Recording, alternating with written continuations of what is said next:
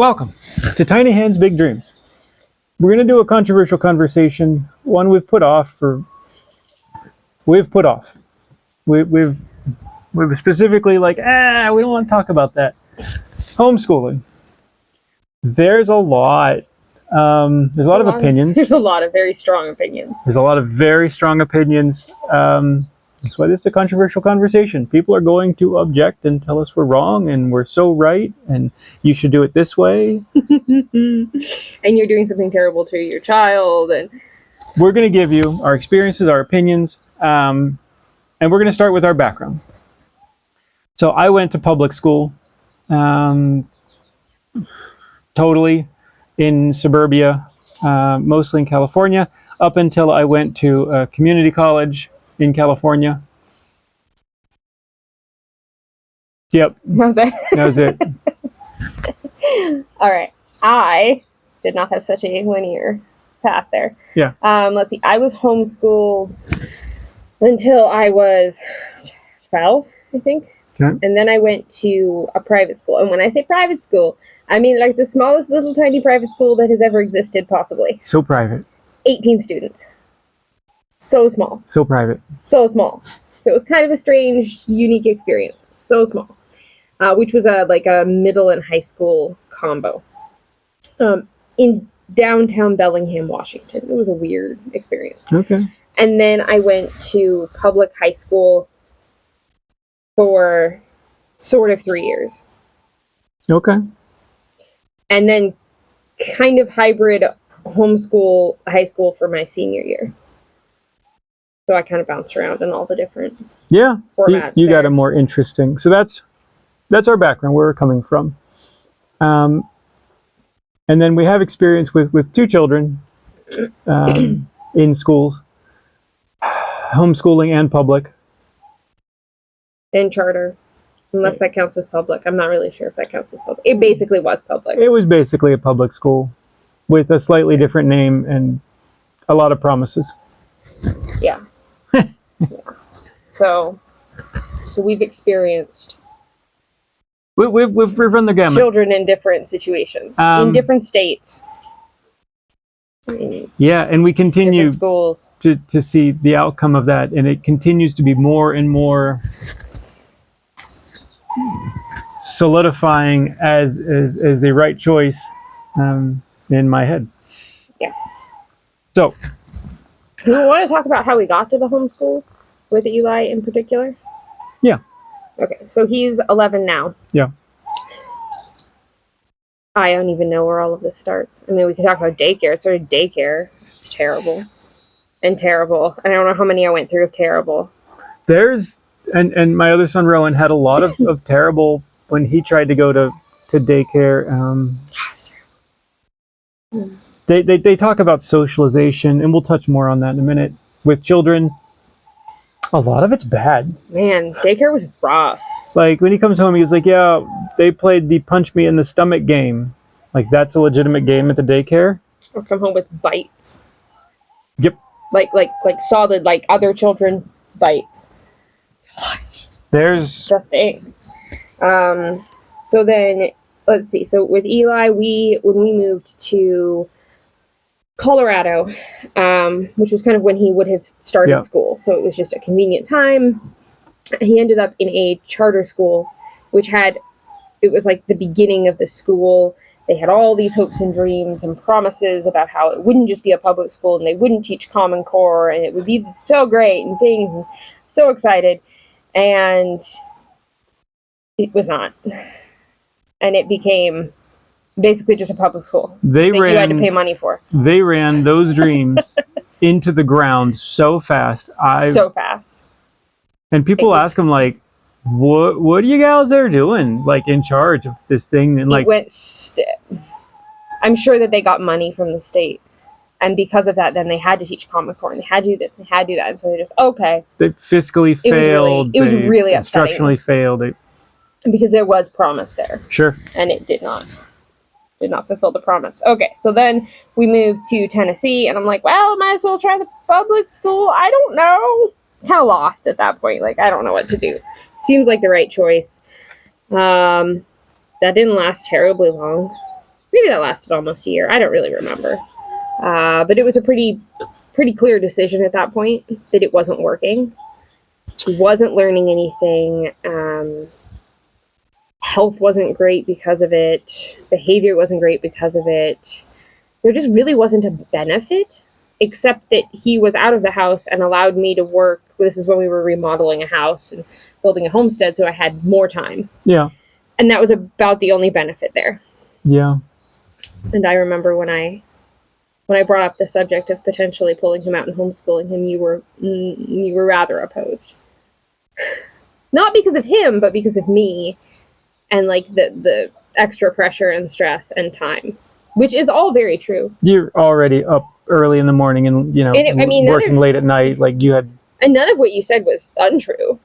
It was all true, and it was all proven to be true. But at some point, we just had to make the choice. For him, it did not work well.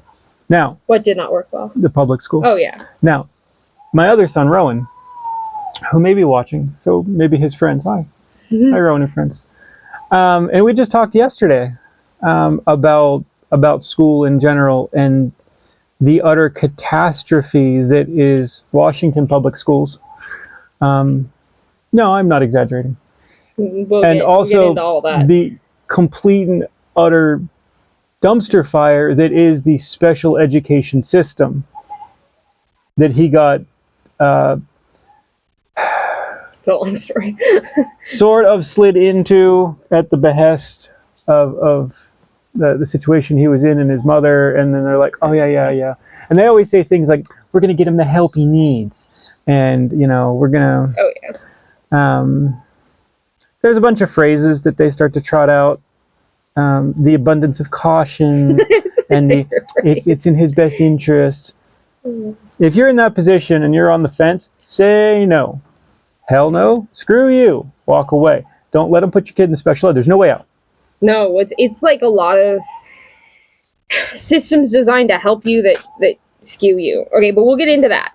But let me just add, as far as the public school in Tennessee, Rowan actually really loved it, and he did really well. Yes. And he went from 3 years below grade level to just below grade level in like a year and a half. Now that wasn't only school, because we also worked with him. Oh my God! So there was a lot. There was a lot to that. There's so much parent interaction. I do think not all schools are created equal or unequal. No, but he still talks highly of it. He still wishes he was there. He wishes he was not in the dumpster fire that is Washington, and the nonsense that goes on there. He had a really good teacher who was passionate about it. And he goes, it is absolutely beyond night and day difference of school to school. No, the one in Tennessee wasn't like a highly rated school or a well-funded school. It was just a school. It was an old, beat-up, crappy building. It smelled like mold most of the time. And some local people that cared as teachers. Yeah. Now, that's, I think, probably one of the main points that I think people miss. I don't think, and we'll talk about, we have a lot of things to cover, but I don't think every child should be homeschooled or should not be homeschooled. Does that make sense? It's very specific to the child. And I think that people like to put blanket statements and like, no child should be homeschooled or homeschool is the best. It's very specific to children. A blanket statement usually smothers somebody. It's true. That's true. Okay, so as a definition, sure. We have to define homeschool. Okay, so versus school at home, which we saw specifically like show up in the 2021 time, where everybody started to see what public schools really like, make some choices there, and it became, I don't know, they're like, oh, we're gonna homeschool, and I'm watching what they're doing, and I'm like, you're not homeschooling. You have taken a curriculum that a public school provides that has been designed for them, and you are simply having your child learn at home. And sometimes on a computer with the same students, but removed. No.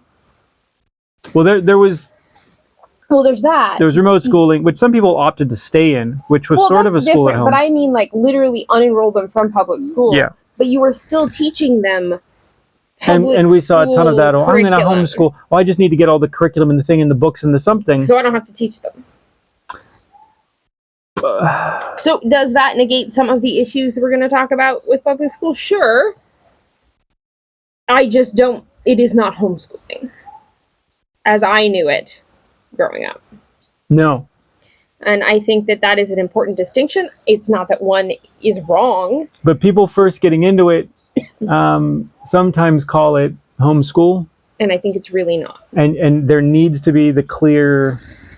Both can exist, but I think they're just... What are you talking about? Are you homeschooling or are you schooling at home? So we now have shades. We do. Of like variances. There's also unschooling. There's also unschooling. Which I don't really have the definition for. It's non-structured learning, basically. All right. The number one topic of discussion in homeschooling, and this is not a new thing. This goes back to when I was a very small child. Socialization. All right.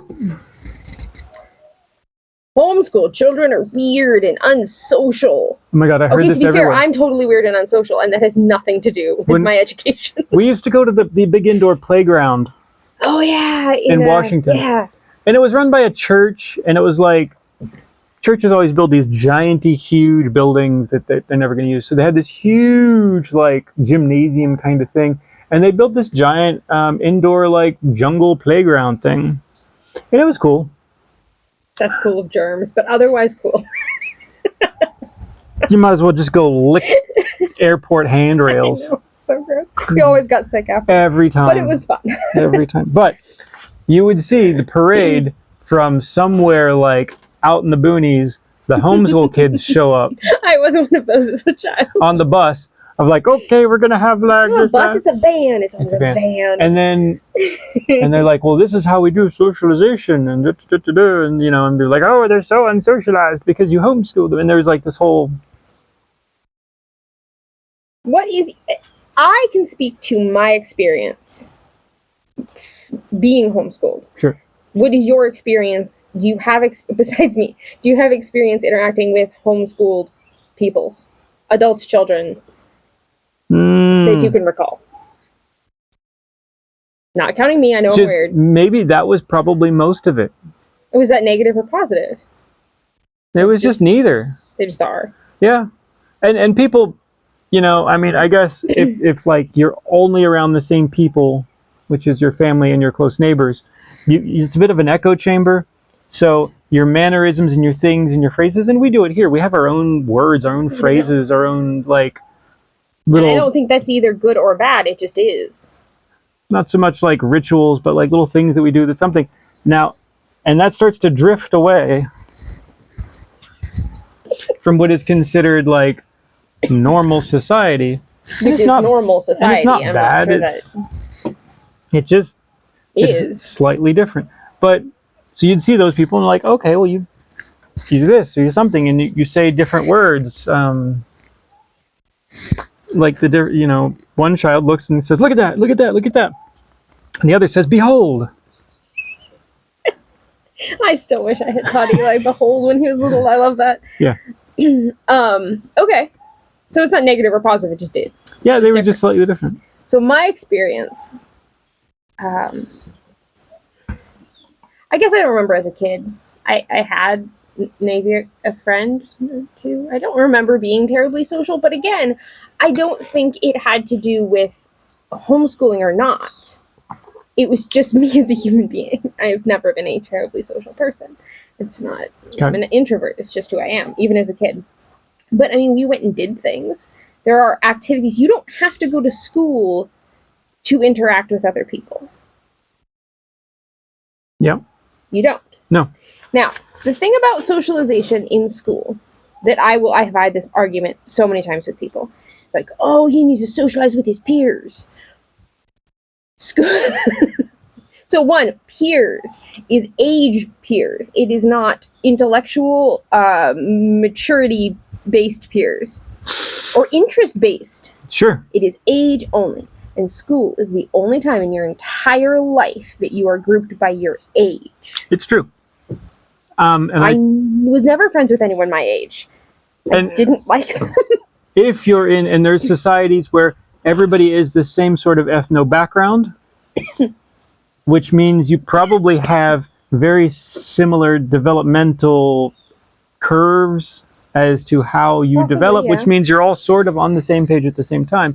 In the very multicultural world, California, where I was becoming that when I was there, you have people from different countries and different ethnic backgrounds, and some of them actually have, multi-year difference curves.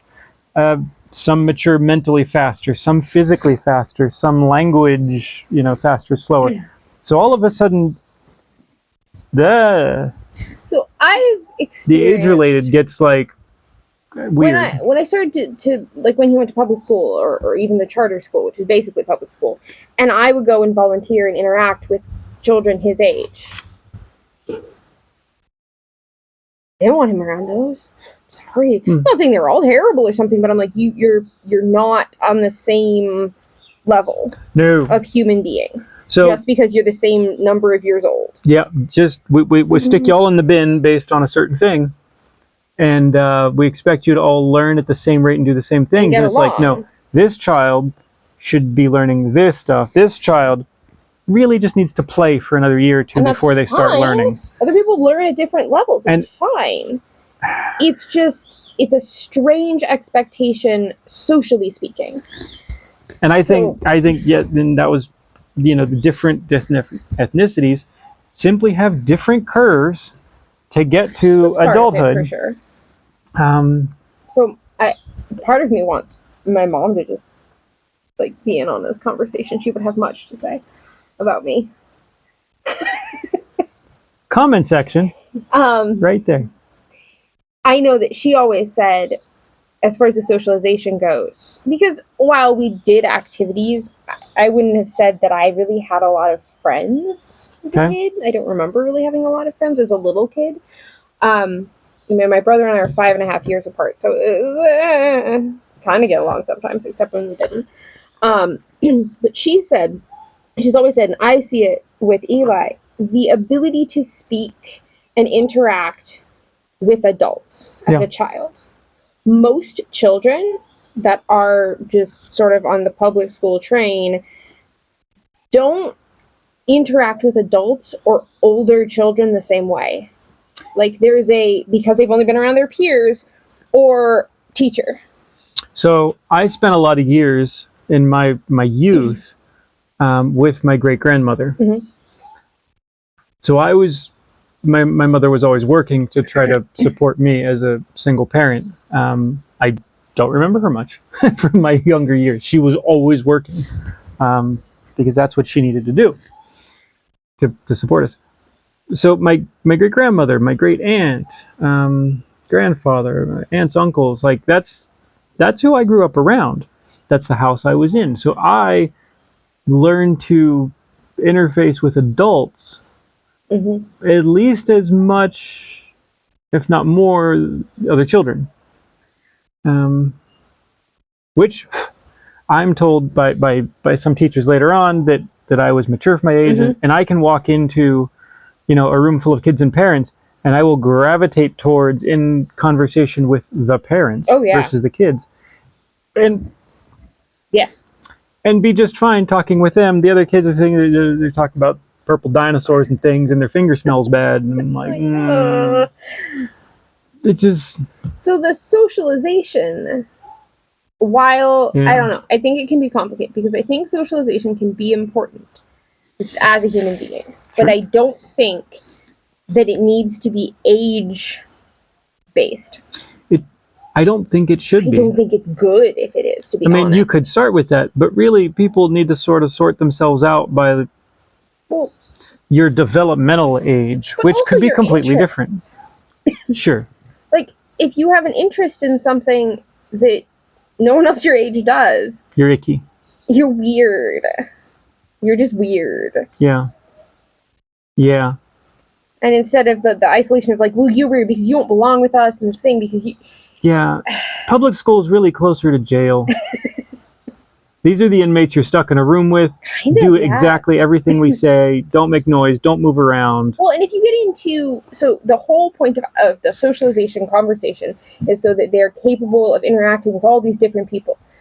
You're not actually with different people because, now I didn't have this experience because of my like sort of broken up schooling, right? Changing schooling. Most people, turns out, didn't know this as a child, are actually with the same group of people. Yeah. All the way up. Now, I figured this out when I hit high school. Everybody knew everybody, and you are an outsider. Oh, I was the biggest, weirdest outsider ever. Changing schools. Changing schools is bad. Imagine being a homeschooler or private schooler person no one's ever seen before, and you just have like a banner above your head that says weird homeschooler. Oh, God. You might as well wear your underwear on the outside of your pants. Yeah. Yeah, it was rough. That was weird. It was weird. And I found the other weird one. Okay. You always find each other. There's this bizarre thing with homeschoolers. We will always find each other. It doesn't matter where we are in life or the world. We will find each other. And bond together, like... They're like, man, I really get along with you. Like, oh, you were homeschooled. Instant. Always, forever. It's the weirdest thing. I don't understand. We're just weird, and we like have a beacon of weird, and that's just it. I don't know. Okay. Yeah, I don't know. All right. Do you want to get into why not public school? Yeah. Okay. We are going to talk about public school, our experiences, our thoughts in current public school.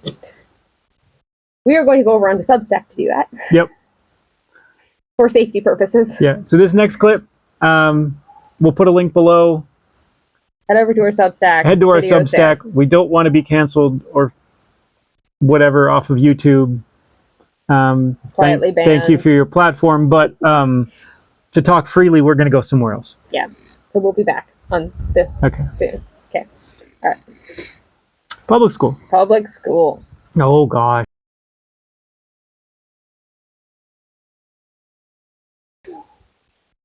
All right. So we're back. We're going to continue. There was an entire segment there about public schools that we have moved to our Substack. Please check it out on our Substack. It is free. Yeah. All right, onward with a slightly more filtered conversation. Just a little bit. We're never that filtered. So, opportunities. Okay. Opportunities both in public school and homeschool. There's not one better than the other. They're just different. They're different. And I sort of mean outside of your core curriculum kind of opportunities. So there's that, and there's, and I feel that there's been a lot of, I don't know, I think it's just very different everywhere. And we found that by the trip back to our old schools to see how they've changed. Yours delved deeper. The virtual trip back. The actual trip back, oh gosh. Never. Deeper into all of the cool, like, you could do this, you could do that, look at all these. The cool electives. And mine went, huh. Yeah, right? And they've added a Chinese university on campus. But that's demographics. Yeah. That's the Bay Area, which has become very much Asian and Indian as the majority of the population. And that reflects their beliefs of. Mm-hmm. So I guess what I mean by opportunities is, so for me, theater was an opportunity that I would never have probably stumbled across being homeschooled. Right.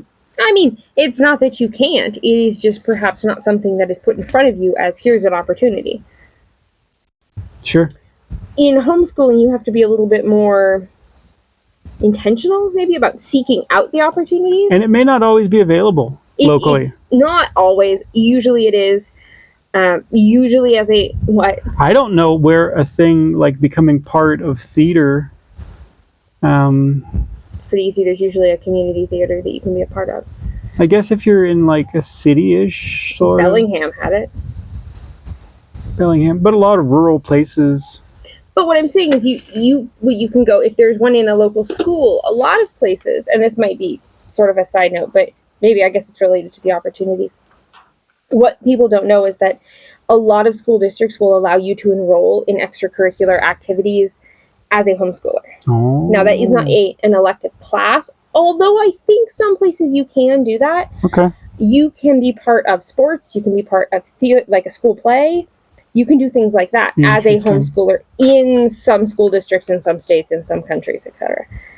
Interesting. But I know that is an option, especially for sports. Okay. In many places. Okay.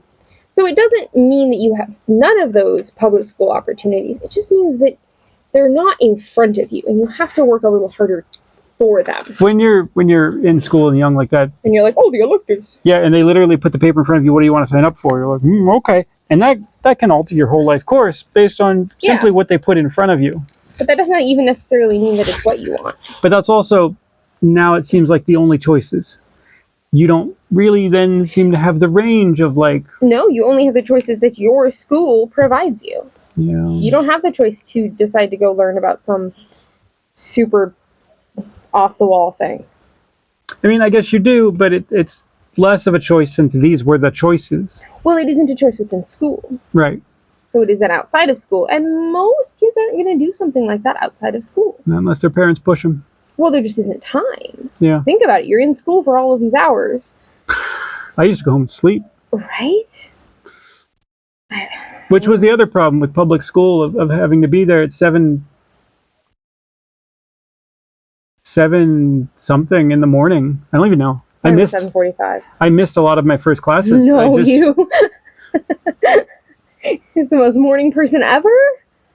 Yep. Yeah, no. And there's a lot of research that shows that the early mornings... It's terrible for teenagers, especially. ...are absolutely terrible for teenagers. Now, if we get into younger age... That is a large and angry wash. So, as a younger student... Yeah. So, we talked about high school. That's what we both remember. Is my only public school experience. That's all I can speak to. Say, Eli's age, 11. I don't know what grade that would be. It doesn't really matter in homeschooling. There would be very little opportunities like that at that age, at a younger age. No, it's all... There would be sports, and that's as far as I know. No, there are absolutely sports for that age. That is I remember that there was limited sports in junior high. No. It's becoming a huge thing in many, many schools. So, all right. Again, that's going to depend on where you are.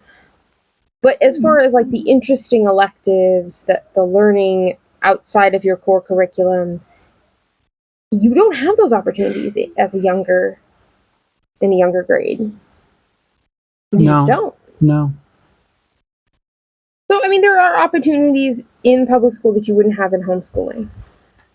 You simply have to seek them out. You have to work harder at them. They're less placed in front of you. Yeah. For better or worse. Sure. There's the opportunities of gangs and drugs in the restrooms and things. There's always... I know, but there's always a flip side to, like, opportunities. And that's only some places, though. Like, I had zero in my school district. Like, it just wasn't. It doesn't exist. Yeah. So it depends on where you are. And then I hear from Rowan in his school, and it's... Sure. So that's just where you are, it's sort of rampant. Yeah. But as far as the opportunities to do something interesting for an elective, for something you're interested in, for sports. Yeah. Okay. All right. All right. So if you go to public school, you sit for how many hours a day? Oh God, 11 million. What felt like? Whoa. 6? 7? Some? I don't remember. 7 something to 2, 3 o'clock. Lots of hours. Yeah. And how many of those hours were you actually spent learning something? Oh. Well, let's see. Do we count PE? No. Run around the track? Please don't count PE for anything. What's wrong? Take a lap. I want this. Take a lap. Please don't count PE for anything. I will rage. So we take that one away. Actual learning of actual important things. probably no more than 30 minutes of each class, which would be, I had 7 classes, it would be 6. At most 3 hours. No, I think that's on the very high end. It's probably on the high end. There's a lot of watch a movie time or sit and read a thing or do a worksheet. Or waiting for somebody or this or that. Or we go around the room and everybody says a thing and you're just sort of blah, blah, blah, you're not blah. paying any attention. Is this instructional time or is this, yeah. You know? So one of the huge benefits that I think there is in homeschooling is that you are one-on-one, or one on a few if you have more than one child to be teaching. Sure. But you are still one-on-one. Versus the one in 20, 30, 40 in some cases. So not only are you then able to really tailor that experience to that child, right, to where they are in each and every subject, you also don't have all that fluff time. So people are like, oh, well, I don't have 6 hours to teach my kid. You don't need 6 hours. Yeah, it's not like you have to spend the whole school day. Because you don't need to. If the child sat and did work for 2 hours a day, and you helped them on and off through that 2 hours, you have more than covered an entire school's day worth of learning. So it's not like you have to replicate, the same like 6 or 7 hours and things. You didn't have to wake up that early. You could get good sleep. You could. Sleep is a whole huge thing that I didn't have on my list. You know, you're not feeling well, we're going to take it slow today. Another day you're feeling great, you're going to charge through a bunch of subjects and things. You can. Well, and there's it is far more quality time. There's also, so we talk about the lowest common denominator. Sure. With 35 kids in a class. There's somebody down here, and there's somebody up here, and there's some middle-y people. Yeah. And everybody is taught to this person. They're taught to this person. The lowest person. They'll let the lowest person sort of flounder, or the lowest 10%. They'll teach just above that. Yeah. Which means, you know, on that scale of like, there's some people that they know that they're just not going to get it, but they're really going to teach close to the bottom. Yeah. Which then means everyone at the Your top child is treated as only intelligent as close to the dumbest person in the whole class. Is that what you want? Is that good for them in the future and as a person? Is it good for society? No, you can talk about, so, you know, you put them in a higher grade. Now, I was in a grade higher than my age was, because when you're homeschooled, there are no grades. You're just kind of doing what you're doing. Yeah. And then in the private school, I ended up being in the high school classes for English. And so then I got into honors English a year ahead, if that makes sense. Right. So I went into high school at 13. 14? 13. Okay. I turned 14 my freshman year, I think, which is a year, like I was a grade ahead of where I was supposed to be. Okay. In honors. Sure. In English. I couldn't find a math class low enough. So my point is, human beings are typically, unless you are a savant in everything, you are not the same level in all subjects. No, you're much like the coffee graph. The spider graph? There's a thing called a spider graph. I'll throw one up on the screen. It's true. It's how they classify the flavors in coffee. If you can see it right now, there's like body, and there's sweetness, and there's acidity, and there's something. These graphs are all totally different based on each coffee. None of them are wrong. There's a few that are round. There's a few. So they're really balanced. Our least favorite. I know. But yeah, people are like that. And if I put a couple of them up on the screen, you'll see that they're very different. They're all delightful in their own respect. Treat them as they are.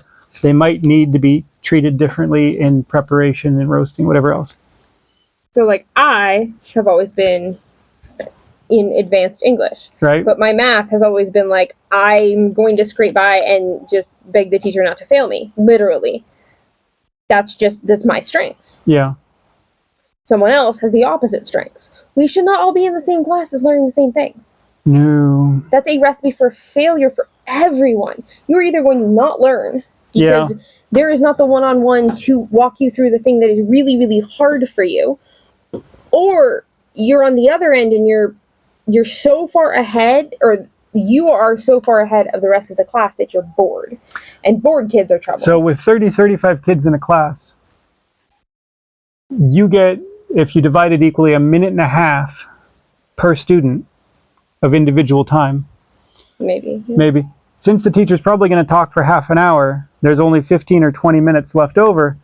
Therefore, if you got 30 seconds of individual time, you were lucky. Yeah, I don't remember. Most people got nothing. Yeah. Some people got several minutes apiece, and the teacher's like,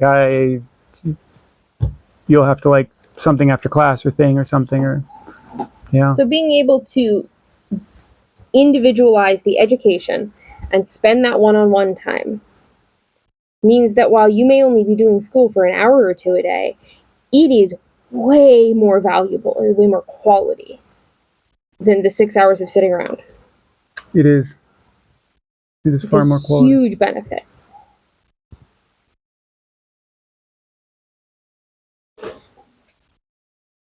Now, should we hand over our children to the government? That's what they want. That is what they would like. They insist that they should be the educators of your children. Parents should not be taking part of it. They should teach them everything about how to be a proper citizen in their eyes, with their morals and their... Go back and watch the Substack. It's the YouTube where we're friendly. Everyone's great. Yay. Yay. Okay. Let's fill our house with foam peanuts and swim in it. That's YouTube, right? Okay. No, we should not hand our children over to the government. And yes, the schools are government. They are. They're government funded. Yeah, I mean, I guess there's exceptions. There's private schools if you can afford it. Private schools are not typically government funded.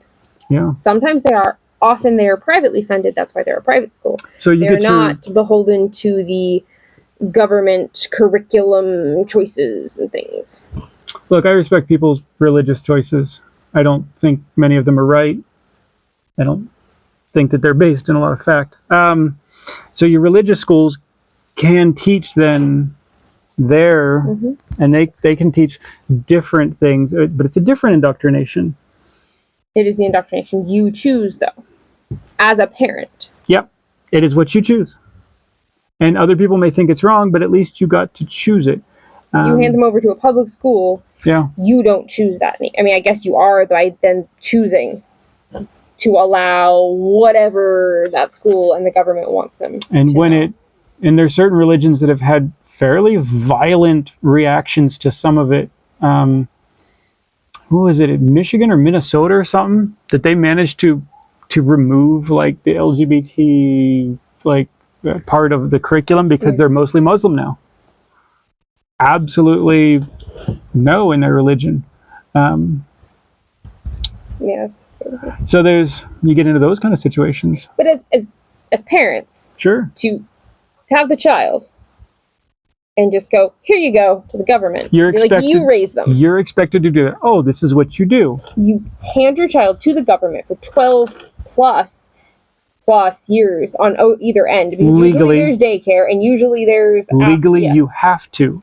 And it's this, like, well, you just do it. Of course, everyone does it. You just do it. You're looked at as bizarre if you don't want to. Nobody starts the equation of their child going, we're going to draw this out and try to decide what is best for them and weigh all the options of it.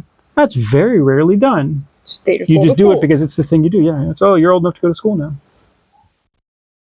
And then they, a lot of times, just assume it was the same as when they went to school, or slightly different.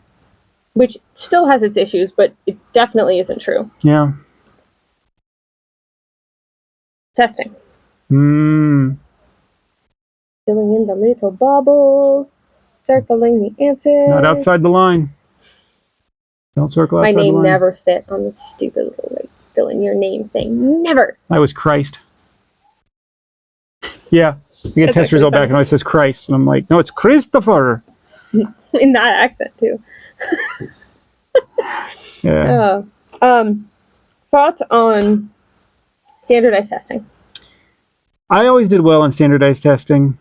So did I. But I have seen a more modern trend that schools will literally stop all useful instruction for days, weeks in some cases, and this is what's on the standardized test that decides how much money we get. Yes. And my bonus or raise, therefore, all learning stops. Memorize the test answers. So I have a story about that. Not to the benefit of the student in any way, which is, wait a minute, what's the point? So I have a story. Yeah. So in high school, my sophomore year, there was this thing called the WASL. So Washington State something, something, something, something. I don't know. I forget it. Standardized learning something. WASL. It was a WASL. It's a big freaking deal. As a sophomore, you have to take the WASL. It's a multi-day test. Okay. Have to take it. It determines the money the school gets. Yeah, we can talk about where the money goes later. Wasn't to me. Wasn't to anything I cared about. You had to take this test. My grade, apparently, didn't do so good in the test. I did fine. Floundered through and I did okay. I didn't care at all about it. Why would I care? It has no bearing on me as a child, as a student. Right. It is purely how much money the school gets. Sure. They care. They care. The years after me. Stop, it's okay, all done. The years after me, your first semester of your sophomore year, you took an entire class that was the WASL preparation class. And it was not an elective, you had to take it. So they removed one of your choices of classes and gave you the WASL. And all it was the WASL class. You literally studied the things that would be on the test so we can get more money.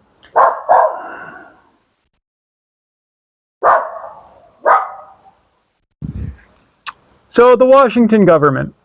Now, I don't think not the country, still the state. Exists, but as we've said before, has shown themselves to be a dumpster fire of we are going to try to think that we're doing what is right and throw money in all the wrong places and not in meaningful ways. But I just remember even as a 15, 16-year-old, I was like, you've taken away someone's entire like one of their electives. And it was a big deal because I remember being a sophomore, you got one elective. Yeah. Everything else was like your PE and your thing and your stuff and your house and your stuff. You got one elective as a sophomore and they took it away and put your WASL class in for a whole semester.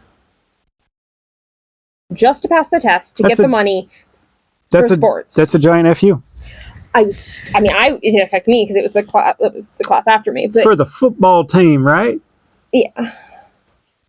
Usually. Someone once said that a lot of universities are really a football club that dabble in educational studies. Some are, yeah. And that's where the money goes. So the standardized testing that affects only the school and not the student, I have such issues with. I remember standardized testing that wasn't really attached to the money. Oh, yeah. Well, there's there's testing in all of your classes. Even if we're not talking like the big tests, like the SATs or whatever. Sure. I'm even just in a class. My biggest issue is that test is the goal. Pass the test is the goal. Yes. Not understand, not critically think, not actually learn and absorb the information.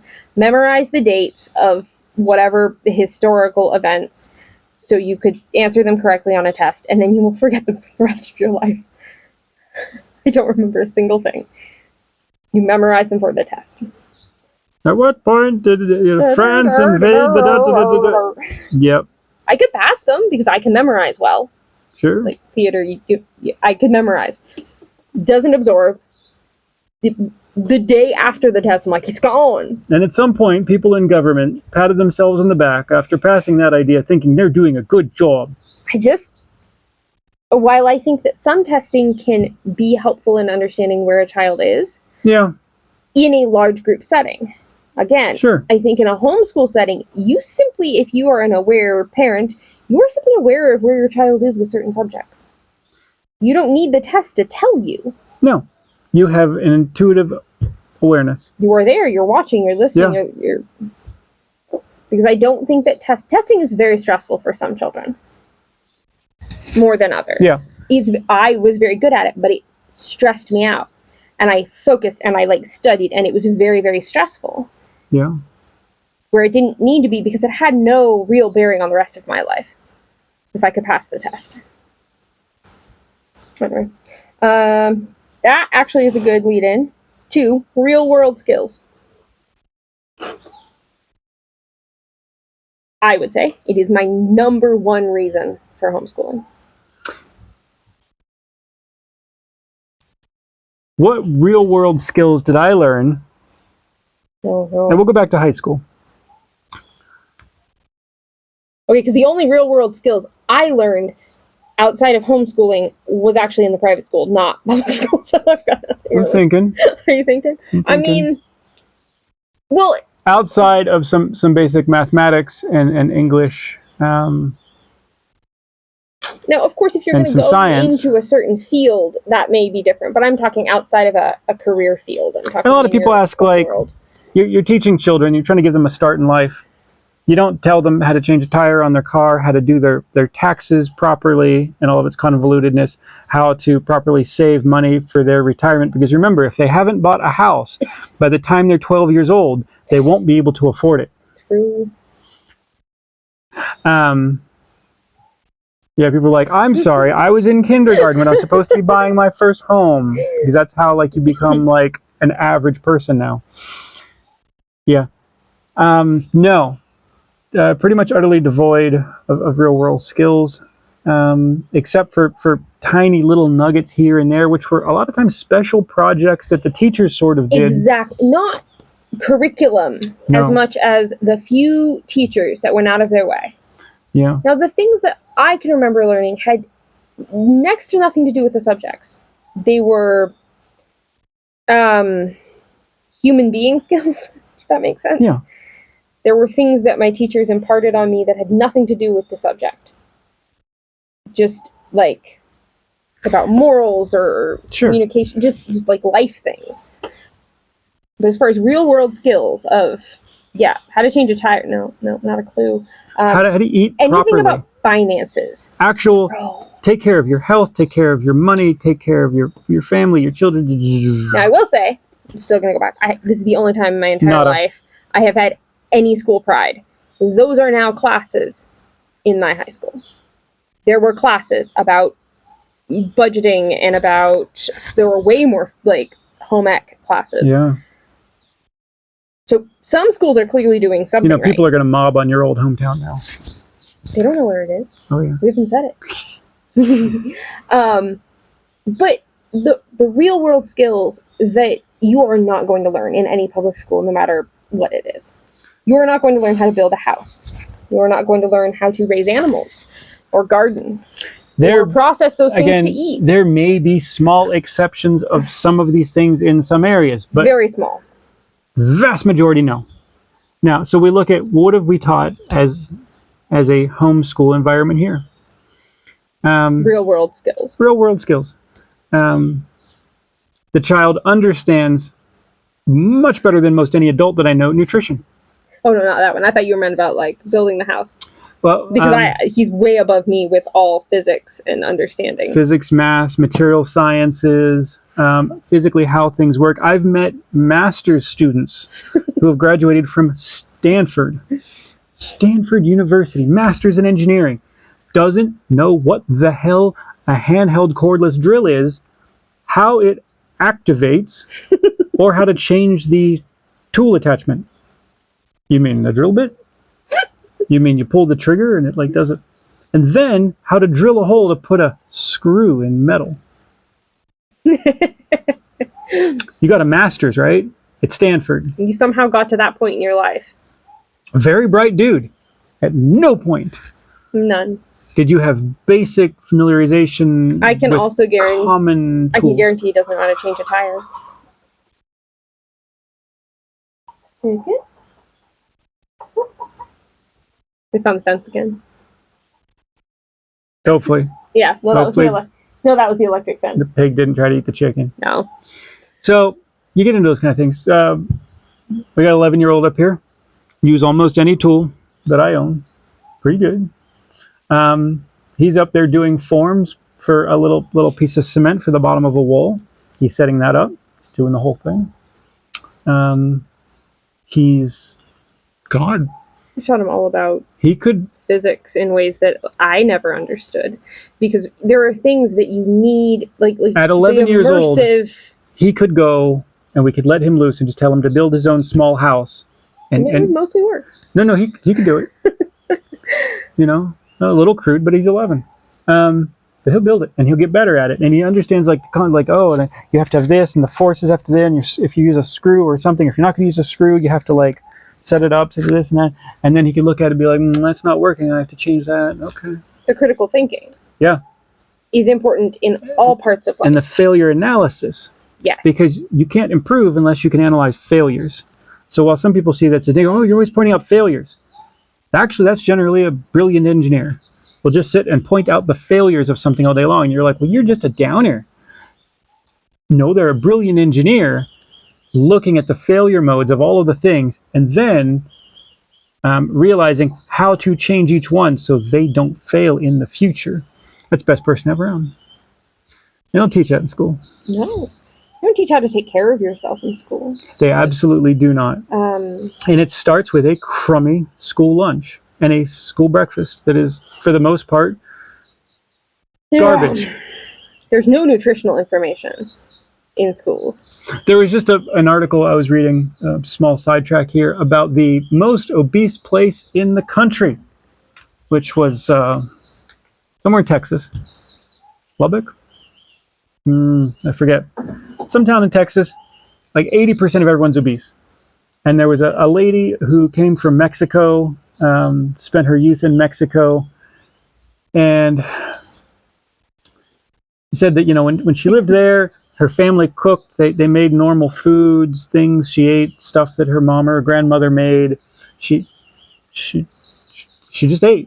She just ate normal, real food.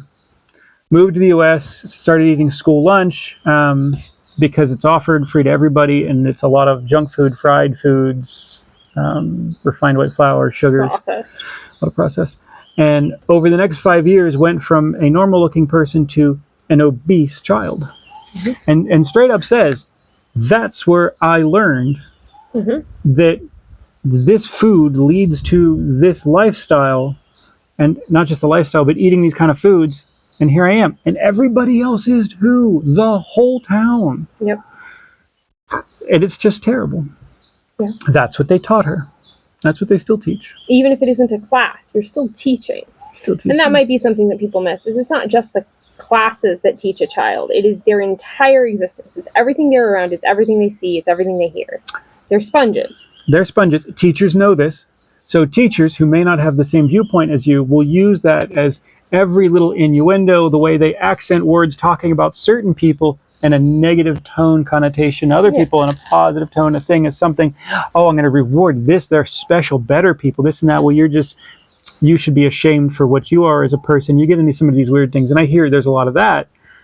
That's terrible. Yeah. Why are you loading up a child with your sort of bizarre emotional baggage that you've bought into? They pick up on it. So the skills, you could spend all your time teaching your child reading, math, writing. Sure. They're important. Absolutely important. Sure. What they need to know as an adult is maybe not how to solve complex equations. Occasionally, better than I do, that's for sure. What percentage of adults need to know how to solve complex mathematical equations? Not a lot. In the actual world. How many? Not a lot. Physicists, engineers, things, sure. Something. Okay, what percentage of the population is that? 5, 10%? That actually need those? Oh, you're a structural engineer, you're building bridges. Yeah, I'd like you to understand that. You need to have that base knowledge. The other 90% would be much better served by things that are not taught. Core classes should be how to be a core person. But I also think that engineers should also know how to eat. And that's where you get into what is core classes. Core should be, you have to survive as a person. You have to be able to put oil in your car and not realize that it's magical and it's just going to blow up. Eat properly so that you have good health, so that you can do your job correctly. I saw this little clip of someone who was telling a story about a girl who went to college and like their freshman year, and her roommate just had a car, and it was just sitting there, and she's like, she finally asked the roommate, like, something wrong with it? Why don't you drive it anywhere? Like, is it broken? No, it works. Okay, what's wrong with it? Well, it's out of gas. Do you need money for gas? No, it's just out of gas. My dad always fills it. It's just out of gas.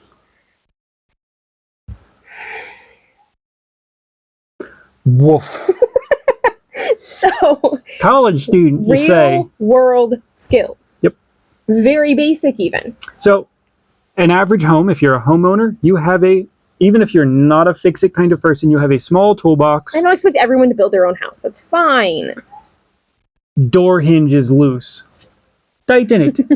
You know? Super basic things. You got a little squeaky sump, a little bit of oil on it. You got a little this, that, how to change your furnace filter, how to hang a picture.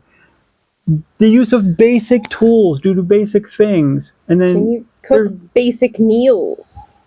You don't have to be a chef, but can you cook a basic meal for yourself? Can you figure out how to care for yourself? Do you know how to go grocery shopping? Nobody does anymore. Basic food safety. You could teach that in an afternoon of refrigeration things. No, don't just let that pot of stew sit on the counter for 3 days and think it's okay if you just keep warming it up every night. Don't just let things sit in your fridge for 9 months because there's a lot of chemicals in there, but very basic real world skills, and some of us take those farther. Yeah. Because we believe in being able to care for yourself as an adult. So that's the raising animals, that's the gardening, the building your own house, the general everything that we do, he's completely involved in. Sure. And I think a lot of that comes back he's been taking care of animals for many, many, many years. Yeah. And is it always perfect? No. Are there issues? Yes. Because just like teaching anyone anything, sure, there are times where he doesn't do it well. But you have to correct and okay, you have to. The vast majority of the time, he could take care of almost all of it. But I think what's important with taking care of the animals is the teaching of respect and responsibility. Yeah. There has to be a level of responsibility for yourself and the things that you care for. Yes. I don't know a lot of children, just generally speaking, that have that level of responsibility. They used to, I remember it was before my time, they used to do things in school. I think it was a health class with, there was bags of flour. Well, we had the actual babies. Oh yeah, no, they had bags of flour as a baby. No, you cried and things. You had to actually deal with them and take care of them. You went to a rich school? No. And then somebody else was no, I think there was just a lot of teen pregnancy. Oh yeah, they had eggs, and you had to we had the eggs. You couldn't crack your egg. No. For you take care of all the things. I think that stopped literally also the year before because I was in high school. Too much failure is you do with that. No, those things are important. And that's just missed in pretty much every school. And again, you go back to younger ages, and it is even less of any of that type of responsibility. There's a lot of... I've gotten a lot of comments about he should be playing. Oh yeah, children should play. I will never forget those. Yeah, things. No, we see that a lot of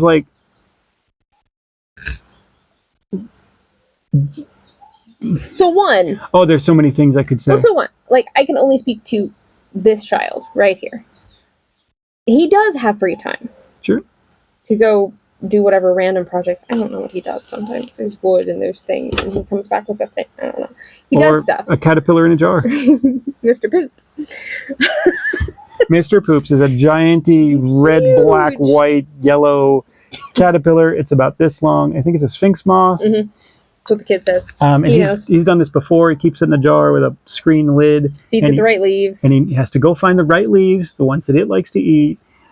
And it eats them up, and eventually it cocoons and then becomes a giant moth. And he has great enjoyment. He loves these things. So, yes, he has free time.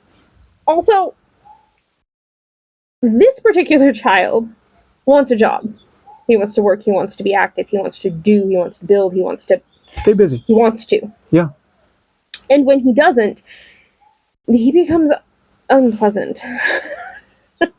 Idle hands, as they say. Exactly. Ooh. Now, some boredom, I think, is incredibly important. Boredom is then... There's some that will argue that boredom is a critical component of children, and if you're not bored, you do not develop your imagination, your thing, your something. If you're just stuck in a tablet all the time. But what I think is funny, I don't know if I have ever heard him say he's bored. Maybe that's because I always say to him, like, hey, if you're bored, and I have a list of jobs. And he's like, nope, not bored. That was my childhood, too. No, but even... He's not bored. He's always like, oh, can I go work on my project? Can I go do this? Can I do... If he has free time, where there isn't a task to do, there isn't a chore, there isn't helping us build a house or whatever. It's like, can I go do this thing? Like, yeah. Yep. Because he has the creativity to just do whatever. Anyway, real world skills. Critical. Important. Totally missed out. But that's an opportunity for homeschool and is... Yeah. The problem with that is the parents have to have those skills. I'm just going to say it. Like, if you don't have those skills to teach your child, that is a problem. But you don't have those skills because you didn't learn them from your parents or in school, which... And then it goes back generations. And now we get people that... There's a lot of useless people that are like, I don't know if I'm happening. And those useless people are now raising children, and I worry about that. They can't do anything to fix their car if anything goes wrong. They can't do anything to fix this The girl who couldn't figure out to put gas in her car is someday going to get older and have a child, and it scares me. Vivian. So Vivian, friend of mine in high school, had a little Datsun B210, odd little car. And she was just Vivian. She's a lovely little girl, and she did things, and she worked at IHOP, and she'd go back and forth, and like had her job, and she's just Vivian. At some point, she had her car for, I don't know, a couple years, been driving. Somebody finally, asked her. It was Ryan. Ryan was our gay friend. He was also the one that was mechanically minded, which was odd, but that's just what he was. And he goes, hey, when was the last time you changed your oil?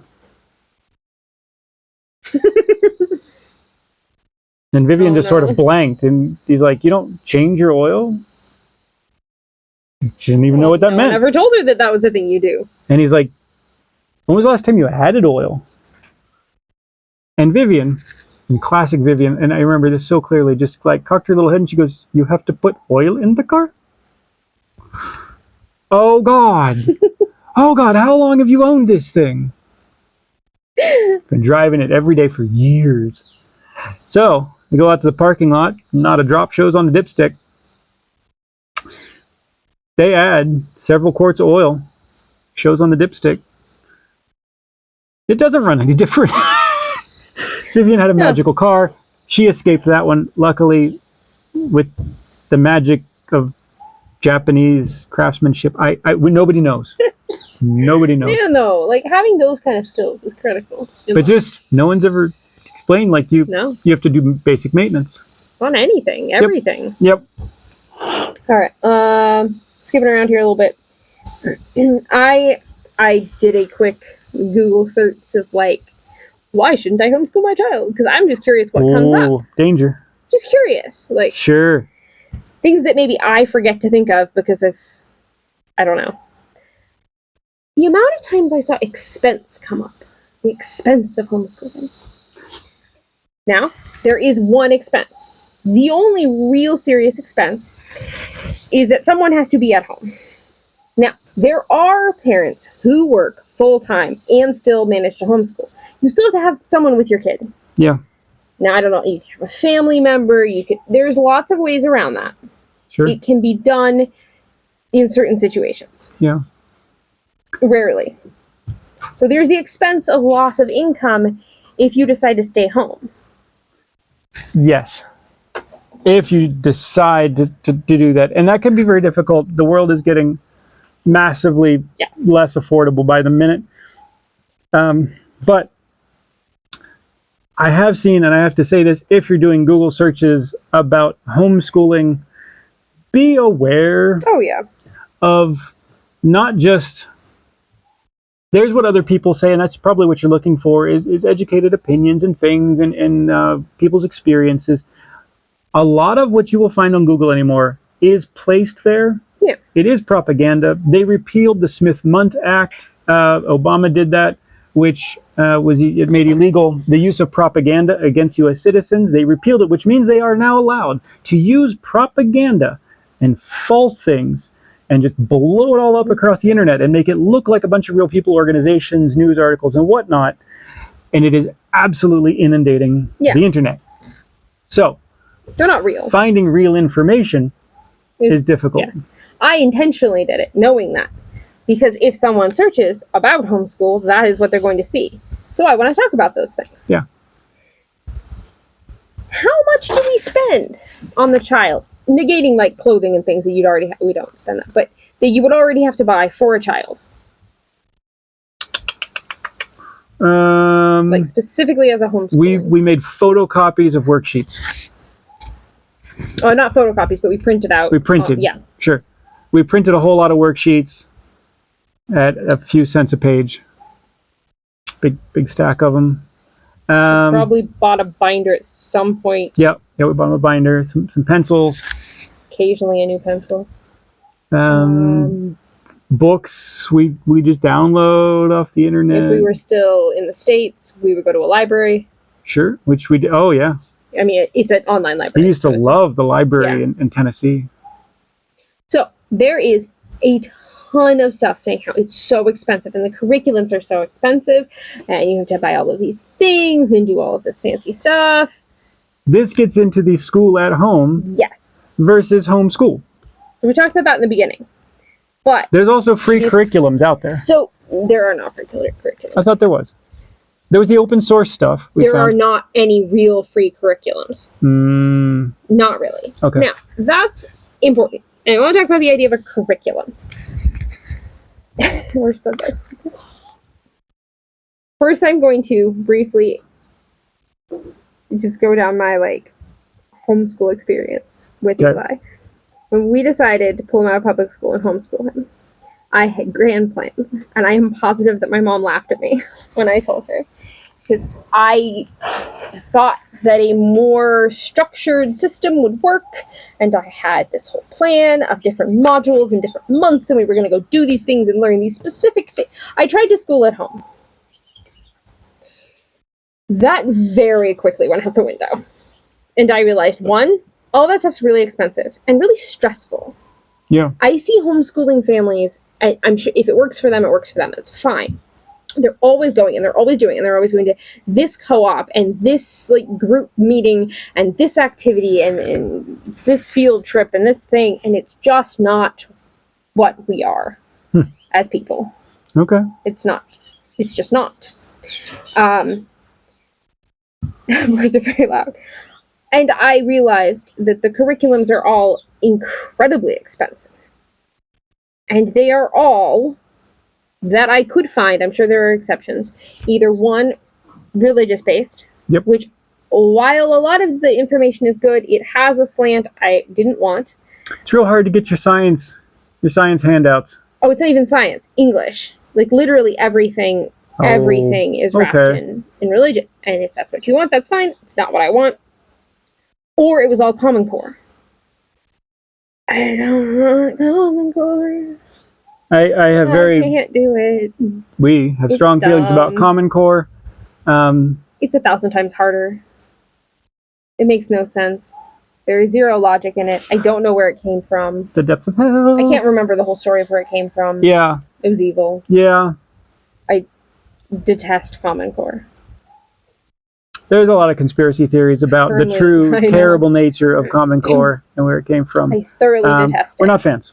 I remember when he was coming home in Tennessee from school, and help me with my homework, and I'm like, I can't help you. What are these words? What do these phrases mean? Yeah, there was one going around that had a math problem on a whiteboard, and then it's just so you have to solve it by order of operations.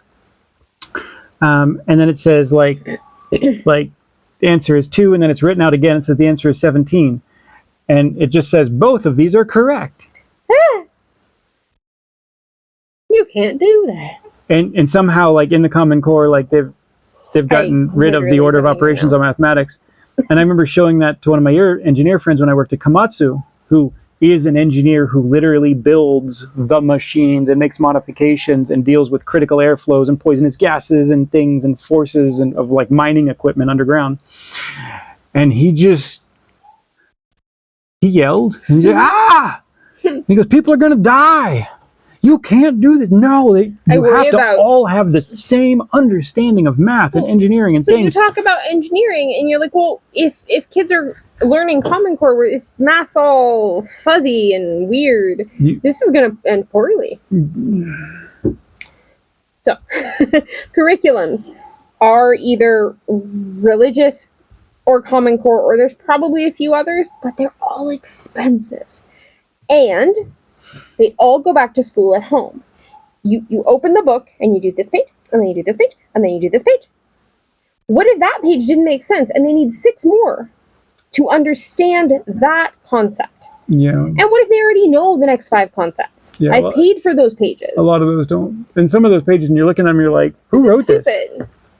So what we do is, it's taken some time to find all of the free things on the internet. It's tough. But I have found all of the good sites for the free worksheets. Okay. And you save them and you print them, and that's why we have like a stack of them. And I can look at those as I'm going through all the websites, and I'm like, well, I know he needs more of this, and I know, well, he's not. I don't do it by grade. I do it by subject, by concept. Yeah. Not by grade. So right. I'm like, well, I know this concept he's got. This one, not at all. The roof tried to kill us. Oh, scary. Okay. Oh, boy. So, in my opinion, and my experience so far, the cost of homeschooling is not astronomical. Yeah, it's sometimes you see people like pull out this thing and they're like, oh, it's terrible, and then they try to like, oh, gloom and doom. Do we want to talk about the cost of sending school supplies? Sorry, the scissors. The scissors still upset me. We're both still angry about the scissors. So the first, this was the charter school in Colorado. His first real school to go to. Super excited. So excited. Like, oh, so excited. So cute in his little uniform. It's so excited. Go to school with the other kids and things. And he's so excited. Things and it's his new experience and stuff. And he's a big kid. So we go and we get all the school supplies. They give us a list of you want. You need these things. Like I remember this. He's filling his first backpack and his binder and his thing, and he's yeah. So and we spend a lot of time just the right writing utensils and the things and the scissors. It be a good experience. And there's all the scissors. So I remember I told him and I was like, you pick what sure. Pick the kind you want and the cool looking thing. You pick the really cool looking scissors. They were expensive too. Yeah, they were more expensive than the. But I'm like, okay, they weren't the cheap ones. Trying to good experience here. I can't remember if he told me or if I went in. I think he told me. Yeah. That he didn't have the scissors anymore. They all went to the communal scissor tub. The teacher put out a tub and was like, okay, everyone put your scissors in the tub. And we all just share all the scissors. And that was all the school supplies. We're now just shared. So communism as a bit of indoctrination in a school.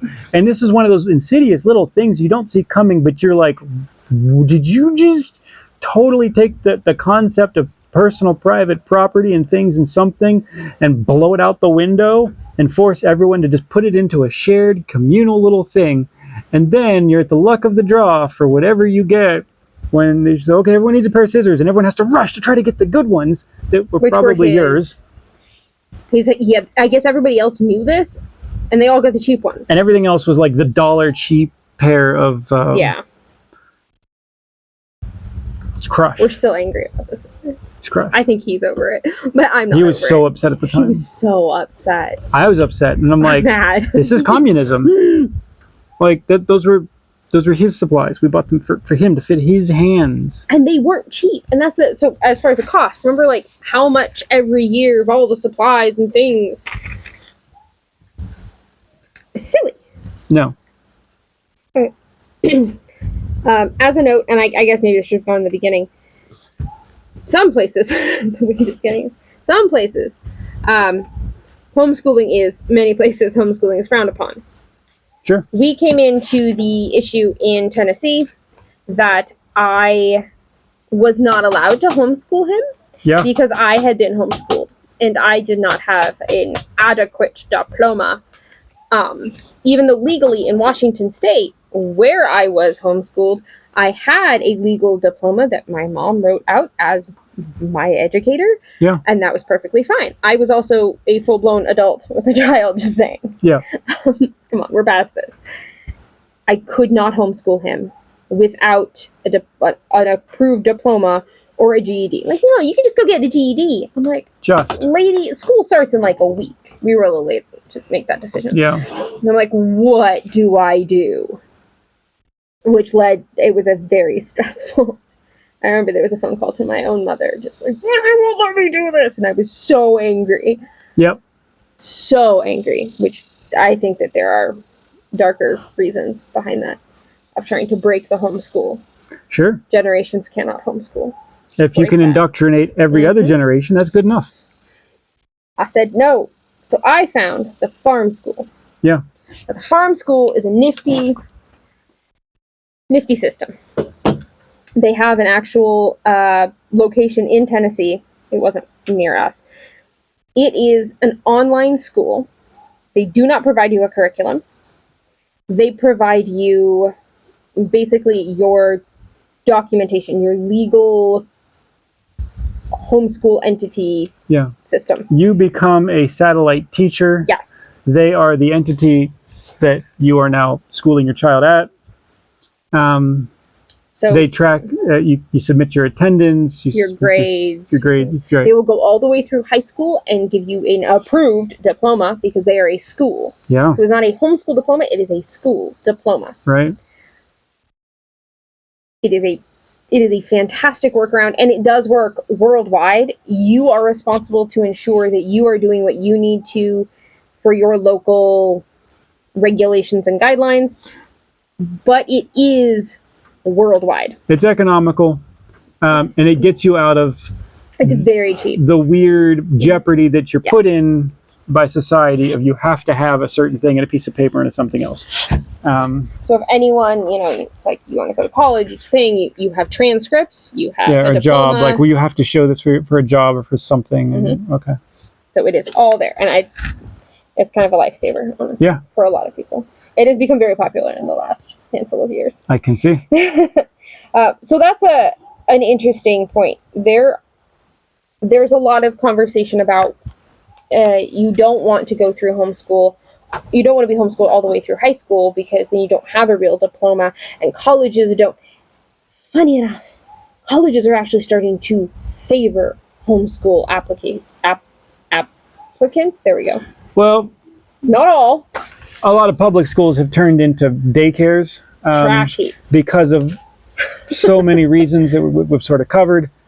They're not getting a good education. They're not teaching this stuff. If you look historically, and this is a fun one, of what is taught today versus 20 years ago, 50 years ago, 100 years ago, it has done this. Yes. For simply the amount of information and what you're going to learn by the end of it. A child 100 years ago was going to be taught more and is smarter than your child will be today at the same school. Yep. So lowest common denominator. Secondary education. Is really not a problem. I've heard stories of a lot. I've heard the military is even preferring homeschool. And I've heard a lot of stories of people who I've raised my kids up through high school, homeschooled. They are they're doing so well in college. They're ahead. Sure. Most of the time they end up being ahead in college. A lot of them end up graduating and going to college at 16 or 17 because they've just finished school. Yeah. It's that whole, instead of a whole day, if they're really determined and they really want to go on to college, they'll just do more in a day. Yeah. Learn it all, finish, move on. And they have that opportunity instead of sticking around a high school for more years. Yep. Yeah. Another thing I read, it is too much stress on the parents to be with your child all day. Sorry. I heard that a lot in the 2020 time of I have to be with my kid all day. What was that one about someone was complaining about having to cook for her family? I have to cook for my family every day. Oh, they that was because of COVID. Meal. Yeah, that's the 2020. Yeah. And they were really put out that they were expected to be a mother. and expected to cook for their family and not have somebody else do it. Like, no, I get to send them. I get. Yeah. It's always get. Get. Well, I get this and I get that. There's this entitlement and laziness that, well, I get to just send them away and I get somebody else to teach them and to and to feed them, and I only have to deal with them for a little time. I'm not going to say it's not stressful. Sure. I love my child, and he also is exceedingly stressful in certain moments. 11 is fun. But the idea that is just, well, it's stressful, so I'm just not going to do it. That's like anything, well, it's just hard, I'm not going to do it. Is that what we've ended up being in life? Is there a bit of a generational like flavor to that? Yeah. Oh, I'm sure there is. It's no different than teaching your child, well, that's too hard, so you don't have to do it. And that's what's happening, I know. You don't get your participation award if you don't participate. It can be stressful. It is stressful to work it into your schedule in whatever other things you have to do in life. That's my biggest struggle. It's because we're always busy building a house and doing stuff. Yeah. And trying to work that in is sometimes stressful. And do children push back against their parents more than they might a teacher? Yup. Yes. So yes, that is a problem. Absolutely. But I don't think that's a like, well, it's too hard, so I'm just not going to. I don't like that. Yeah. This is one that I took personally. I don't know. Child took it personally too. We got a comment of, well, I hope he gets to go to school. I'm sorry, I read it that way because I read it in a snotty tone. It was said in a snotty tone, I'm sure. Like, I hope he gets to go to school. And I'm like, and I don't typically share any sort of commentary about him. That's a pretty high horse to ride in on. Like, I don't normally, and like, he doesn't, but I just sort of stared at it, and Eli happened to be sitting next to me, and he was like, what? I'm like, well, someone thinks, or someone hopes that you get to go to school, and he went, why? In his normal dramatic tone. He did for a bit. He went to school. He did not enjoy for the most part. Like, did he enjoy some of the social aspects? They started by taking away his scissors. Well, he said he liked some of the social. Sure. And he got to do some things, and he got to go like... But it wasn't worth it for the negative parts. No. And he knows that. So the idea of, he gets to go. Like, that is a prize. Like, that's winning. Like, we're holding him back. I tell you what, you take your kid and we take our kid, and we'll see where we are 10 years from now, 15 years from now, with your public school and our homeschool. We'll do a compare. I have no idea where this one's going to end up. Yeah. Let me throw in, and I've mentioned it before, but I used to love sailing, and there's a lot of people that sail around the world, and I was going to do that, and they live aboard their boat, and they have kids. And they take their kids, and they talk about those children are vastly overrepresented in successful ways. They're independent. They work well with others. They adapt to new situations. They tend to be self-starters. They tend to solve problems in emergencies. They tend to end up with very prestigious jobs with very high salaries. Overall, they just do well. They do fantastically well. They didn't go to school. They lived on a boat. They were homeschooled on a boat. They made friends with whatever random kid was on the beach next to where they pulled up at, of whatever flavor variety that child was. They didn't speak the same language. Children don't care. They drew in the sand and played and things and stuff. And they're great. Mm-hmm. In fact, they're better than great.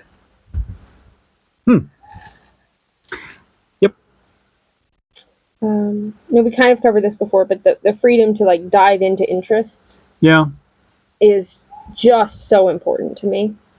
Yeah.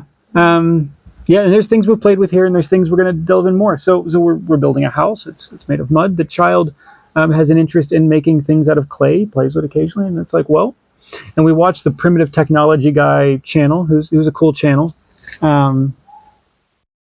It's in your hair, Wad. Oh, it's here, yeah. And the Primitive Technology Guy goes and he builds himself a kiln and things, and he's making pots and he's building a little house, and we're like, he's not far from what we're doing.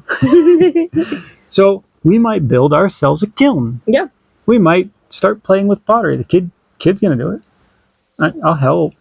He's going to build a kiln. He's going to make pots. He's going to teach himself ceramics and composites and things and all of the intricacies with that. And just another pastime. He was randomly playing around with different clays and different things he could add to them to make them stronger. So we talked about, like, you have your base clay, then you have the material you add, like, your sand or something, or you can mix your clays. You check the shrinkage rate. And he's learning all those concepts because he wants to, which means he's actually going to learn it. And there are a lot of really important things that you're learning along the way that are not on a piece of paper. Because you can learn it on a piece of paper, but one, nobody wants to. It's not exciting. It's not interesting. Yep. And two, you're not going to remember it. Nope. He'll remember those things he learns. He'll remember everything he's learning here for the rest of his life. Yeah. Because he has actually done it. He's practiced it. And he's interested in it. And he's interested in it. Well, and then he's got his, like, random amphibian book that looks like 1,000 pages of, I don't know, college level. Yeah. And that's a random interest he has. And some of the words, he looks at it, and then he'll come and ask us, he's like, what does blah, blah, blah, blah, blah, blah mean? And we're like... Sometimes I'll look it up. That has something to do with the jawbone structure of the amphibian, of its, like, shape. He has some random interest in it, and he has the ability to then just... He tells us about mating habits of Sri Lankan, toads, and... Okay, sure. But he's real interested. Now, no one really talks about the benefits to the family. No. Jassie's here all the time. Yeah. I'm not sure that's a benefit. So, I love the kid. He's a lot. It's a lot. Our particular situation is be together all the time. It's a lot. Yep. That's it. That's it. It's a lot. But it's incredibly difficult to schedule life around public school. Now, it's funny because I was just looking at scrolling Facebook. Yeah. And I still see all sorts of things from past school districts. Yeah.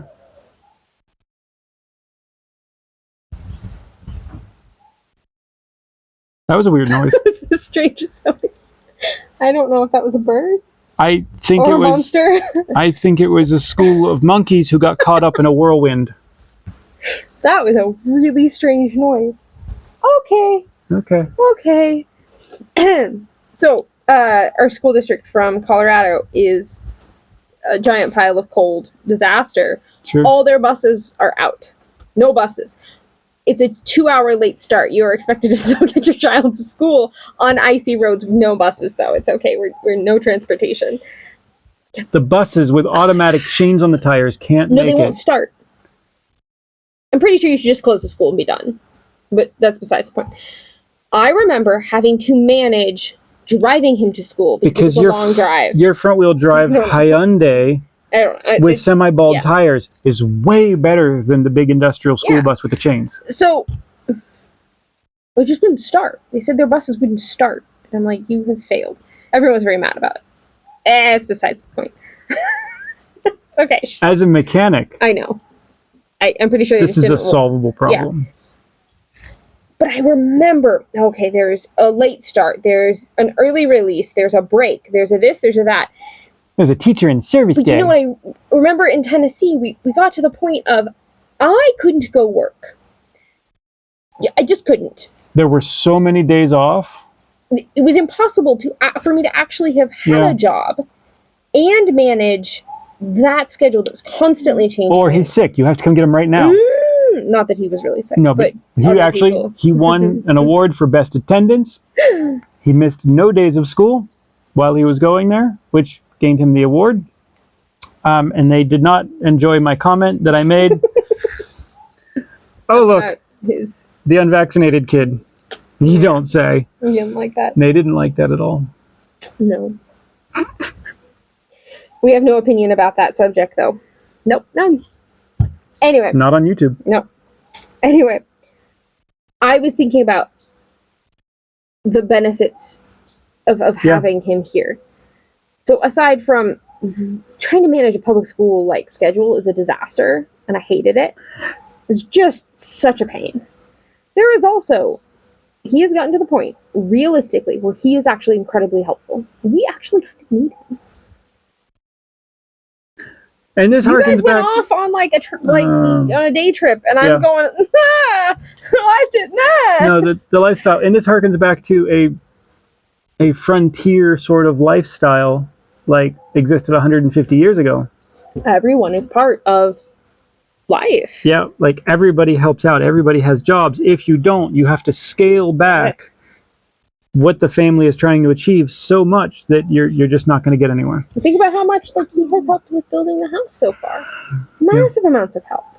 Yeah. So there is a benefit, especially if you're living. How many 11-year-olds are out there, would you say, are massively helpful in taking care of things, building a house, taking care of animals, something like? Would you not call that an amazing, responsible person? And you'd like, wow, I want to see what he's like at 20. Yeah. Let's see the last few things before all of our devices shut off again. Oh, yeah. Homeschoolers are sheltered. There's a roof. Sometimes, to be fair, he's not very sheltered in his den. It's pretty wet. It's pretty rough sometimes. Sheltered, good, sheltered, bad. Sheltered. It's bad. The intention is negative. Let's see. He's not in a gang. He's not getting beat up. He's not learning scary things, new curse words, or all the cool things that come in vape pens now that kids seem to get at Washington State. The argument is that sheltered, huh? Is that parents want to homeschool so they can shelter their child from the world. Don't you want to protect your child from all the evils and hurt in the world? Now, there is something to be said for the potential of them being a very close-minded person if their parents are. I think specifically in certain religions that could be a little tricky. So, I was, for a while, I might still be by technicality Mormon. I'm sorry. I don't think you're practicing very well. I never un-Mormoned. I don't know how that works. I'm pretty sure they would have kicked you out by now. It's okay. I don't know how it works. In my defense, she was very pretty and she had very large breasts. And it seemed like a good idea at the time. Now, those things always seem good.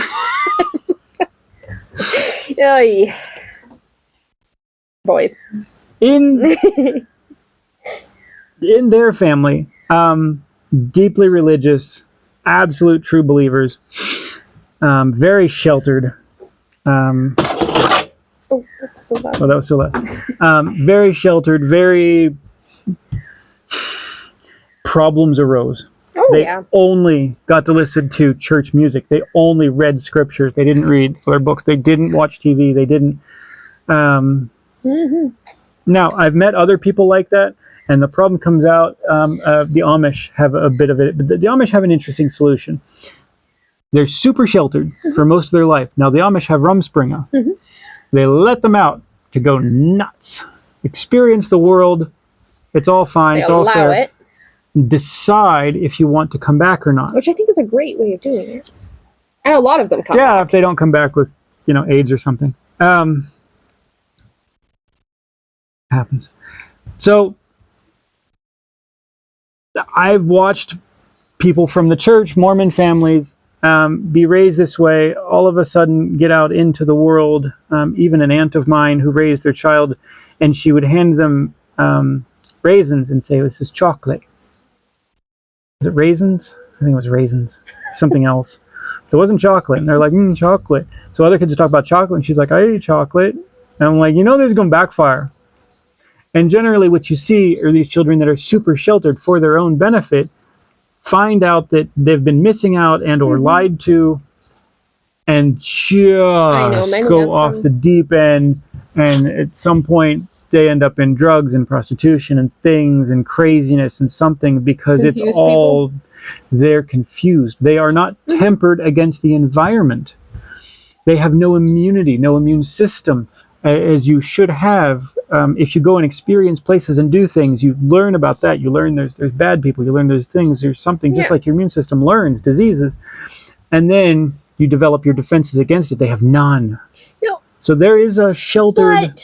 But yes. Extreme case. But I have seen it too. I have been very close friends with someone who was very sheltered, and then We don't talk anymore. Because there's confused beliefs, and I can't. But that's not homeschooling's fault. No. That's honestly, I'm not going to get into the religious conversation. That's a religious fact problem situation. Overly, well, and it doesn't even have to be religious. It's just overly sheltered. I don't know if that really happens outside of religion, though. I really don't know if it does. It may. It may not. There are some cases to everything. Sure. Do some homeschool kids turn out to be like a mass murderer? Yeah. Tired of hearing about it, though. That's always, sorry, that's in all the true crime. If someone was homeschooled, they're going to blame being homeschooled and sheltered. Yeah.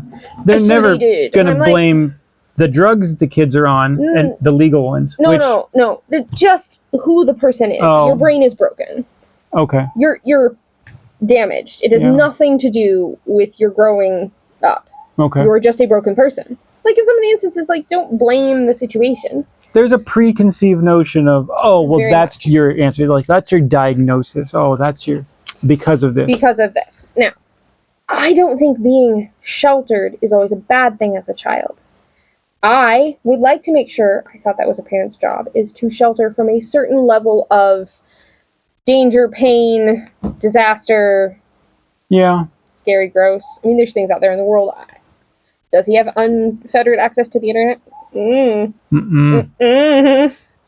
we explain why in age-appropriate terms. Yeah.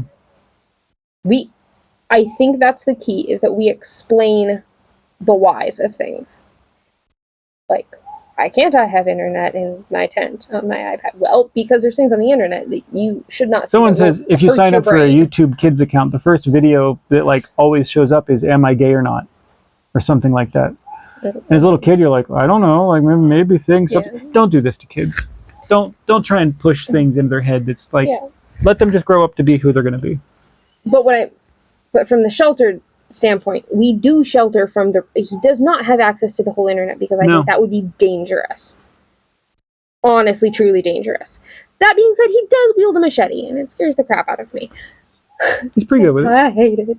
But he's not sheltered in so many experiences. We've moved to Ecuador. To be fair, his little machete, which we found in the river. I know. Literally, it was like it came down in a flood. It may have come from this property from people that used to live here. We don't know. We found it downriver. Clearly very old, down to about this long. We fixed the tip. We put an edge on it. And then lately, because the blade was rusting a lot, we took whatever spray paint we laying around, which was green. It has a red handle, so now it's red and green. And all of a sudden, I'm like, it is fierce sandia, which is the word for watermelon. And then it's just become fierce melon. So he wields it. He's like, oh, I have fierce melon. And he goes out and he just starts slashing it like brush and things. He's never hurt himself. Nope. It scares me, though. It is good to learn to use the thing as a tool. So I wouldn't call that being sheltered. I wouldn't call moving to a different country being sheltered. I'm just saying, it's the most unsheltered, literally, ever. Yeah. And I don't think that sheltering children from the things that exist in the world, in the modern world, if you live in a place where there's heroin junkies that line the street and there's needles, please shelter them. Sure. Please don't let them touch them. Don't let them get too close to the junkies. But we don't shelter from ideas or thoughts or opinions other than our own. And that's what people worry about. No. We very much don't. We try to always teach critical thinking for yourself, teach him how to learn. Yeah. I did not learn how to learn. Everything is about critical thinking and how to learn. And what about this? What's this thing? I'm like, I don't know. What do you think it is? Well, how are you going to do this? I'm like, I don't know. How would you do it? How would you make this thing fit in this way and this certain thing? And sometimes it gets frustrated. I'm like, it's a figurable answer. And it's good to try to figure it out. It is good for you to try to re-understand what my thinking was and figure it out again for yourself. Or like, I try to teach him how to research something. If he's interested in a subject, like how to research, how to also know that not everything you read is true, and not everything you're told is true. There's a lot that I think is honestly the opposite of being sheltered. Yeah. And we have the ability to do that more here. Yeah. All right, last few things. I read that it was a massive problem that you cannot separate school from home. No. Well, that's okay. Yeah. There's distance in a normal school. I don't think that separating those things is good. So one, is that the government wanting to just take your child and teach them how it wants to? Probably. Two, does that mean that when they come home they stop learning? Brain off. Yep. Indoctrinate, play. I think it is very dangerous to want to separate, and you can call it school, but education from home, from family. That is very alarming. And life and family should intermingle like a basket. Otherwise... Ooh. Yeah. You have a disjointed child who becomes a disjointed adult. Yep, and there's a lot of those. I do not think those things should be separate. You need somebody who's all of it. All of learning is all of life. It's all together. It's all a thing. And as long as you treat it that way. Yeah. Okay. There's not enough diversity in interactions. And I just sort of like stopped at that one. I think that was pretty self-explanatory. We've talked about you actually interact with more different people being homeschooled than you do being put in a public school with all of your same aged peers. They may look different than you. That's not, I mean, we get into the diversity conversation. But the amount of different interactions that you can have by tagging along with your parents doing things is way more than in any school. I had no interactions with anyone interesting in high school. No. I did in private school because that was different. Very much so. We did all sorts of cool things and met all sorts of cool people. Also did a lot of things that I look back now and know why my parents were upset at me. A little wild. I don't know. I'm not bothered by that concept. Do we need to go to school to interact with different people? No. The world's full of different people. Is that coming from a perspective of they go to school and then they come home and that's... like they see those people and that's enough? I don't know. Okay. I thought I was missing something with that. No. Okay. Now. Last point. Wrap it all up. Yep. You are aware of your child. Yes. You know their strengths, their weaknesses in subjects in life. Sure. You know their behavioral issues because your school's not always going to tell you everything truthfully that happens, and neither is your child because children are not always truthful. Okay. You are aware of that child in all the ways because you are with them all the time. Yes. I am pretty sure that's like a core tenet of being a parent. Yep. Know your child? Yeah. You aware of your child? No. Just, geez. No. There's a lot of parents that just, they don't see their kid very much. They're in the room, they go to school, there's something, maybe they eat dinner together, they spend so little time together. And then sometimes, well, I had no idea. I had no idea they joined a gang. I had no idea she was pregnant. I had no idea, like, she was failing, but even as little, all of her classes. Little kids, like, I remember he would come home on the bus, which was Big Bad Scary Bus. I didn't like that either. The whole bus thing is sort of a recipe for potential disaster. The things I hear about buses. Oh, yeah. It can be rough. No, I get. So he'd come home, and I'd be like, I have no idea what's happened in all of these hours of your day. Yeah. I don't know what you did. I don't know what other kids did to you. I don't know what a teacher told you. I don't know and occasionally you what see you a were new good at or bad at. A new behavior and a thing like, and where did that come and some from? sort of flippant word, something, and you're like, where did you come from? Icky. It's not my kid. You pick up all the worst habits of all the kids combined. Every child does, yeah. But just being with your child, being aware of them, understanding them, know what they are interested in. Yeah. I don't think my parents ever knew anything that I cared about or was interested in. I'm not sure they ever knew. Because I went to school, and then I was a sullen teenager, and I went to my room, and that was it. Not a clue. Never. And it's pretty hard to parent if you don't know your child. Yeah. Maybe that's what a lot of this is. Maybe a lot of people think they shouldn't have to parent. Should have to deal with their child. Yeah. They should only have to deal with them, for an hour a day or something, and it's somebody else's problem. I don't know. I mean, if you got into one marriage and a thing and parenthood with that kind of expectation, oof. Oof. Not sure that was a good idea. And now you just feel upset by the whole thing, like. That's basically the typical American lifestyle, though. You don't see your family. You see your colleagues or your schoolmates more than your family. And that's just statistically, by the numbers, you just hours a day. Yeah. Like there was a brief time when you went to work and he went to school and I was at home and I'm like, my people they're elsewhere. I have no idea what's going on with them. Yeah. I don't like this at all. Yeah. Please come back now. And that may not be true for every family or every kid. There are kids who will probably thrive in public school far more in many ways than homeschool. Up to the limit of what they can possibly do in that environment. Yes. Which is very limiting. Unfortunately, some kids I know are simply happier in a social environment. And that means if you want to homeschool them, you have to work harder on that socialization. But you're probably trading off that they're only learning 20% as fast as they could to get that. Oh, yeah. So you have to look at each individual child. Sure. And it's going to and there are people I know who are like, well, we used to be homeschoolers. They really wanted to go to school. We did that for a few years. Now we really want to go back to homeschooling. Kids change. Yeah.